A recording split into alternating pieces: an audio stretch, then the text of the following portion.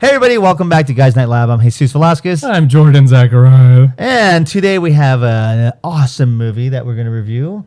It's a Spanish movie, and it's a found footage movie. And this movie came out in 2007 when the found footage movies were all the craze. Yep. And this movie was called Wreck. Yes, in America, it was remade and re-released as Quarantine. Yes. So, the Quarantine version and the Wreck are more or less like shot for shot, like the same movie. Yeah. But anyways, the whole point of the movie is this film crew is doing a documentary with a fire. I think it's like the fire chief. It's a fire team. Yeah, fire team. And so it starts in the firehouse, and then the firemen get a phone call or they get a call, and so they go. She's just reporting, doing like a local story. Yeah. About the firemen at the local station, and then all of a sudden they get a call. And that's so it's supposed to be like maybe like an hour shot, of little like, oh, this is our local fireman and everything, but they get a call and they're like, oh, can we go? And like, yeah, sure, come, watch us do something, because it's not like a house fire or anything like severe. They just get a call that someone's sick or something, so they go. So they go to this apartment building or like condo, townhouse or whatever, but it's closed in is what the building is. And so what ends up happening is like they get, the movie's called Wreck in the Spanish version. REC Wreck. REC, yes. Yeah. But they get, I guess you could say, quarantine. That's what the American version was called, Quarantine, in this building. And what ends up happening is a found footage idea, because we got the documentary crew, and so that's the whole thing. Or the news crew with the camera. News crew. Yeah, sorry, not documentary. The news crew. And they're following the firemen, but apparently there's like, they're not zombies, but it's like rabies or just some sort of virus that has gone off. And they act like zombies, but it's a different kind of virus, like aggressive, like kind of like 28 days later, 28 weeks later, kind of like that. Right. And to step back a little bit too for the plot, I don't want to spoil the ending too much or whatever. We might give spoilers. Well, yeah. Because we kind of have to if we're going to do the next one too. But the point is that when they get there, they find out that there's no fire, obviously. It's just like someone's sick and they don't know what's wrong with them. Then what it starts to the snowball into is that all of a sudden they don't realize what they're dealing with fully at first. And so all of a sudden the crew outside, though, the police, the medics, everyone else is there. All of a sudden they start getting walled off with a containment like mat, basically the plastic things going down around the entire building. So all of a sudden now these people know that they're stuck in there. They can't get out. There's no way out.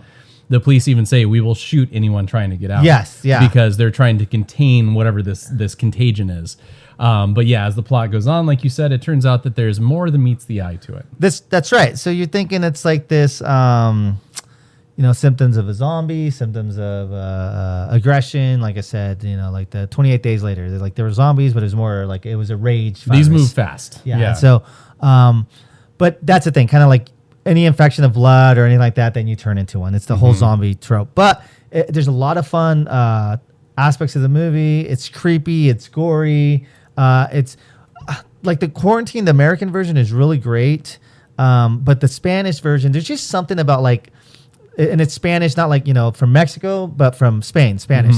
I don't know if it's Barcelona, Portugal, or whatever, but they talk fast, and it's like, but the pacing of talking fast goes with the movie's like panic button, where it's like, oh my gosh, like is going on? Once this movie gets rolling, it doesn't really stop. And so, like, I understand Spanish. And so, like, we were watching, like, what did they say? I'm like, I don't know. Like, they're talking way too fast. Like, I get it, but I understand the moment. It's like, oh, because you're just like, oh, but they're right behind me, And so, like, it's a fun movie. It's a quick movie. I think it's like 90 minutes. But it's like I said, they had the fun little intro with, like, the news team at the firehouse. But then once they get to the building, it's like, let's go and rock and roll. And it's there's a lot of creepy things. The isolation factor of being stuck somewhere where you can't leave. There's no escape. So it's like, what do we do? We're all stuck here. Yep. There's no escape. Like, what's the plan? And, we have to escape. And apparently now these things are chasing us and everything like that. Yeah. So anyways, this Halloween, if you haven't seen Wreck, R-E-C, it's a Spanish version. There's the Quarantine version, but we recommend the Wreck version. Yeah, watch the original. The original, because it's their movie. They made it first.